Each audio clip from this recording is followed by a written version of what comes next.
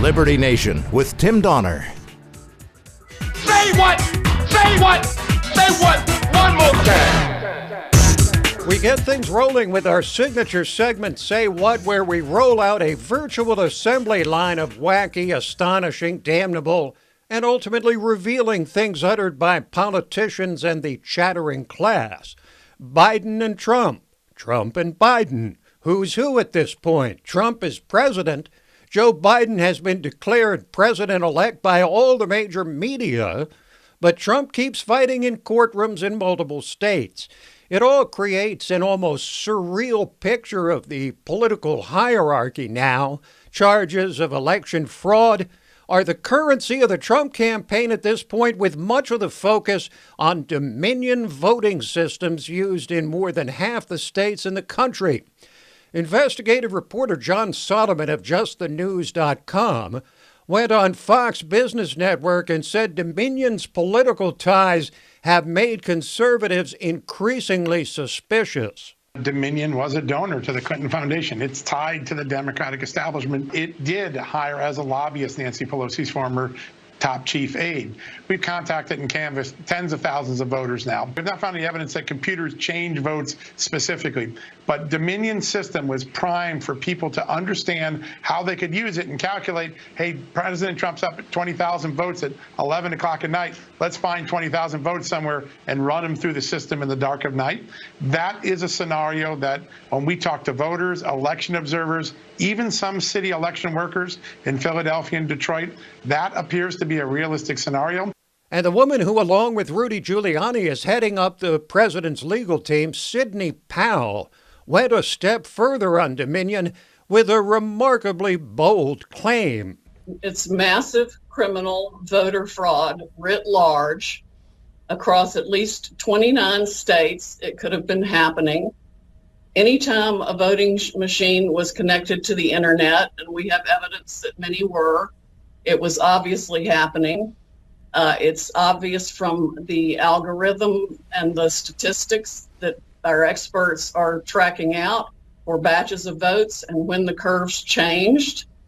And it's going to blow the mind of everyone in this country when we get it all together and can explain it with the affidavits and the experts that have come forward. Sidney Powell and company will ultimately have to blow the minds of judges and juries if their hopes of overturning the reported results of this election can be realized. 3 states would have to flip for Trump to secure a second term.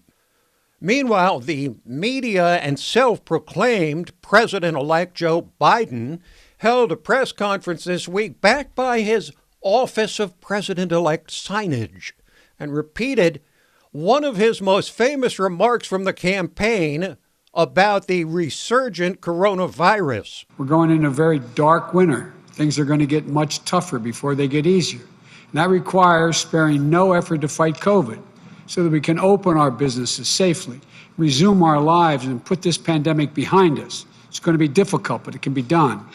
And they all agreed.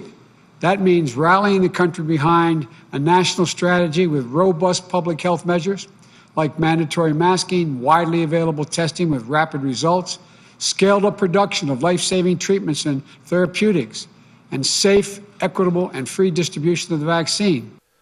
Biden, of course, has one major advantage over Trump. We now have 2 separate vaccines reporting 95% success rates in final trials, thanks in large part to Trump's Operation Warp Speed. And the beleaguered president celebrated with a victory lap. In the past 9 months, my administration has initiated the single greatest mobilization in U.S. history, pioneering, developing, and manufacturing therapies and vaccines in record time. Numbers like nobody's seen before. No medical breakthrough of this scope and magnitude has ever been achieved this rapidly, this quickly. Operation Warp Speed is unequaled and unrivaled anywhere in the world. Current expectations are that the Moderna and Pfizer vaccines will be ready to roll by the end of the year. Frontline workers and old and medically compromised people will be first in line, with the hope that most of America can be vaccinated by next spring. Now, if Biden is ultimately proclaimed the president-elect when the Electoral College meets, he will face a Congress teetering on the edge, with Democrats losing at least 10 and maybe as many as a dozen seats in the House, and Republicans needing one win in the 2 Senate races in Georgia next month to maintain control of the Senate. Thus, Biden knows if he makes it to the White House, he'll have to be able to apply his supposed skill in working across the aisle. Look, I am not a pessimist, as you know, and I think there are enough Republicans who've already spoken out, but I think there'll be many more, not many more, there'll be a larger number once the election is declared and I'm sworn in, to be able to get things done. I think they understand. For example, I can't imagine there not being a willingness on the part of Republicans. There's going to be significant pressure to deal with health care. I think we can get a lot done. Boy, is this guy the opposite of Trump or what? But of course, Biden would never be on the precipice of becoming president if not for the man who saved his flagging career 12 years ago, Barack Obama.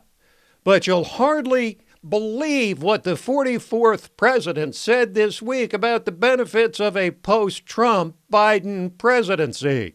I think that what Joe and Kamala can do is to reestablish that we don't use the Justice Department, for example, to go after political enemies, that we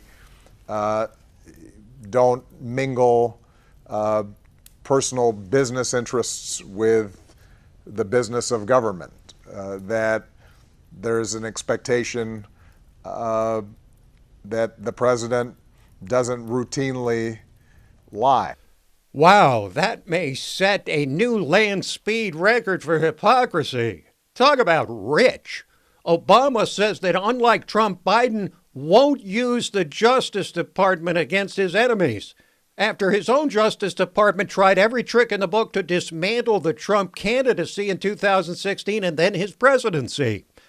And he said Biden won't mingle personal business interests with the interests of government, when we know for a fact from that laptop in the Delaware computer store that that was exactly what Biden's been doing for years, if not longer. And lies? How about saying he would ban fracking about a dozen times in the primary campaign and then claiming he never said it? Imagine if the media held Biden to even 1/10 of the standard to which they hold Trump. Finally, to put the election in perspective from a high-profile figure on the left known for his brutally frank analysis, here is Bill Maher, hardly celebrating Trump's defeat, instead laying waste to Democrats who were laid low in Congress. Liberals can either write off half the country as irredeemable, or they can ask, what is it about a D next to a candidate's name that makes it so toxic?